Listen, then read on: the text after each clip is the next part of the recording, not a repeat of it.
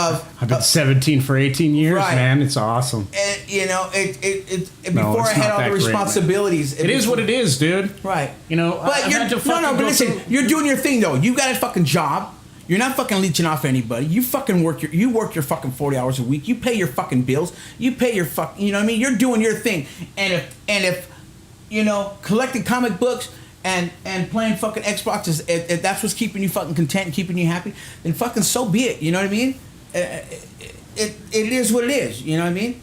But I truly sometimes I feel envious, like, man, because I remember when there was a time where I was like that. You know what I mean? Well, but there also comes a time once a week you sit down and fucking we can party it out on the podcast. And that's what I said. That's what this show is. Yeah, it's your chance to live that little bit of life. I get to live out my fantasy. You can be in the man cave. Got a Wes's recording studio. But I can't, listen, and I'm not brown nosed. I'm not kissing, but I can't say this enough. I can't say this enough about my fiance.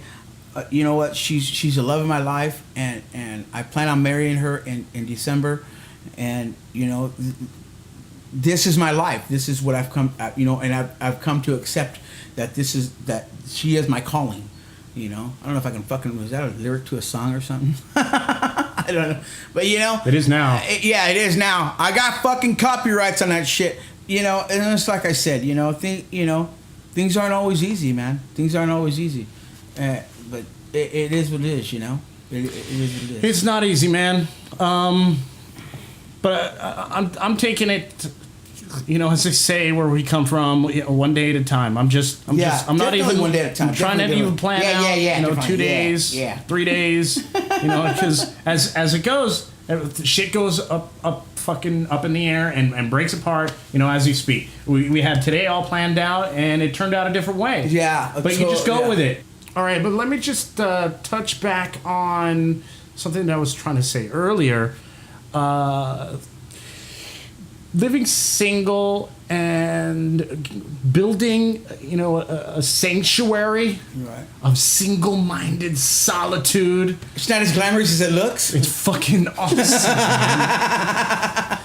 Because it looks so glamorous from the outside. It's giving me the opportunity to build fortitude of strength around me. Right. If you will. How high are those walls? If you will, testicular fortitude.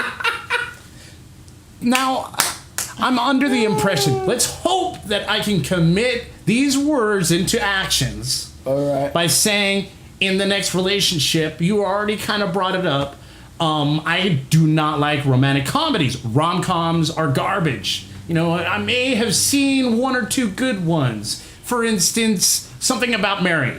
That was a good romantic comedy. That was a good one. Very entertaining, beginning to end, a lot of twists, a lot of humor in there, some original content you haven't seen before. Right. Those are rare to come up. Now they're just a dime a dozen. Yeah. It's a bunch of the same old shit you're seeing over and over and over again. Right. Just with different actors. Right. Now, where I'm at, I've built this sanctuary, if you will. Now, when I do decide to get involved with somebody, these are things I'm going to stick by. Like the way you see my room, like you come by and you chill in my place. Right. The way you see it is the way it's going to be when I bring a girl over. Right. You know what? I do have one thing going for me. I'm not a big slob. I do kind of keep this place organized. Although I've never seen your place with the light on. I do not like lights. I do not like dusting. Therefore, I do not like lights. When you first walk into his apartment, you have to adjust to the fucking darkness. You'd be surprised how much a television can illuminate a room. Very comfortable. Either that or the light from your fucking computer. No, not that much. But TV does a lot better. But that's the only light that I'm you have when you're walking in. I'm very comfortable with just a light from a television. Anyhow, I don't like to. It was part of my character when I was going on a date, seeing somebody, and I bring them to my place for the first time. Right. I would go all out. Was that a big step for you when you did do that, or was it just like, okay, you're here, let's get later? You know what I'm saying? Or was it like a big step for you to? Let me finish. Okay. I would totally go all out. I would get the killer air freshener. I would mop the floor, fucking dust everything. I would fucking, make sure all the dishes are organized. I'd make sure the fucking, all the remote controls and everything were in their And how many remotes do and you I had have? a friend once that said, you know what, Wes, your place is crazy. And she put like a deck of cards at the corner of her table, and she says, this is you. In my place, fuck it, I take off my clothes and I drop them on the ground and they're there for a week. Right. You know? Me, I like to be a little organized. However, I'm not going to step that up anymore because I don't want to get involved with somebody, them see a change in the future because I'm now falling into the person that I am originally. I was just relationship Wes. Right, the relationship Wes. I'm gonna maintain who I am at the beginning, and if you don't like it, cool. You did not make the filtering process. Right. Therefore, I'm eliminating a lot of the fucking bullshit that I'm gonna see in the future right at the beginning. Right. You know, somebody who I'm hoping they're still out there can see a person for their merit and their character. I like to say a lot of the women today go, fuck.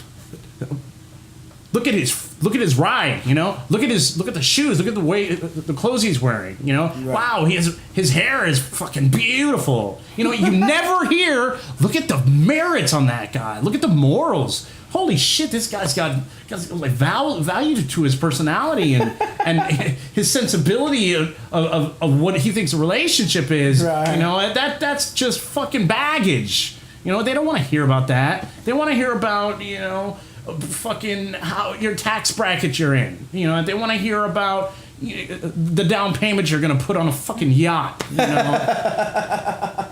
they want to see your ambitions. And not all women are like that. Don't make it sound like all women are like that, because not all women are like that. A majority of the women are like that. Don't get me wrong. That's all I'm saying. Yeah. I can't.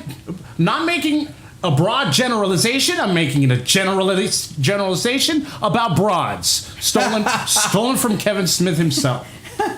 And if you're not a broad, then I'm not talking about you. Right. If you're a woman, if you ain't that one, don't fucking trip. Then send an email to wesandmarin@yahoo.com. Yeah. But if you're a broad, you're fodder for the fucking podcast. So this is my point. I'm not going to step it up so that I'm going to fail in the future. You know, like, come through my filter, see where I'm at now, and that's what you're going to get. You know what? And a lot of people out there do that. They step up their game, they raise the bar, and then when they get to know who they really are, the person that they're interested in finally gets through and sees the real you, they're all let down, you know? Yeah. So I won't do the rom-com. Fuck the rom-com. You know what? Maybe once a year, maybe Valentine's Day or on some special occasion, I'll break down and go, let's go see a movie you want to see. No, I'm kidding. I'll say, you know what? If you want to do the rom-com, fine. You know what? If you want to see some cool movies out there, I'm down for it. Right. But most women want to see the romantic comedy. I'm not about that. And if you do finally break down and say let's go see that kind of movie, they're gonna think that it's special. It's gonna be a lot more personal to them than just every time you guys get together and want to go see a movie. She says, well, let's go see this movie, and it's a romantic comedy, and you just go, oh, fine, because I don't want to hear about it later. I'll deal with the attitude right from the front, get used to how it is, who I am, and how I am as a man.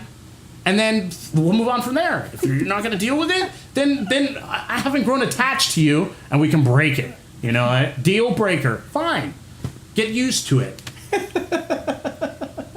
Let's hope that I can actually apply this. Yeah. But that's my point. I'm hoping that I can set the bar low and just deal with it. Let me know how that works out for you, Wes. Let me know how that works out for you. Or I'm gonna fucking love living single. I win either way. Fuck it. Fuck it. The amount of romantic comedies in my life has just dropped to like the lowest percentage that I have to expect. It's not like there's any good romantic comedies out there anyway. This is the summer of action movies and shit. So you want to do some news? Yeah, we could do that. Let's do some news. All right. And now, Marin Flores with the news. I like that. All right, here we go. If you're planning a trip to the dentist, it might not be a wise decision to make an appointment with the person whom you've just broken up with. A Polish woman is facing 3 years in prison after she removed all of her ex-boyfriend's teeth. What? During a dental surgery just days after their breakup. You fucking I tried to be bitch. professional and detach myself from from it with my emotions. But then again, I'm a female.